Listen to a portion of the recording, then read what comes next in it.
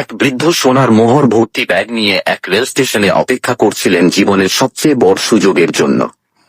Manager তাকে বলল, আপনার ট্রেনটি দ্রুতগামী এক্সপ্রেস, এটি মাত্র 1 মিনিট থামবে, প্রস্তুত থাকুন। ট্রেনটি আসার পরও বৃদ্ধ তাড়াহুড়ো করলেন না। তিনি বললেন, এখনো সময় আছে। ট্রেন থামার পর তার ভারী ব্যাগ নিয়ে প্ল্যাটফর্ম থেকে সিঁড়ি পর্যন্ত পৌঁছাতে বৃদ্ধের কিছুটা দেরি হল। তিনি ট্রেনের সিঁড়ির কাছে পৌঁছাতে না পৌঁছাতেই 1 মিনিট শেষ হল।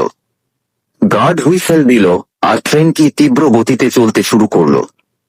বৃদ্ধ অসহায়ের মতো দাঁড়িয়ে রইলেন।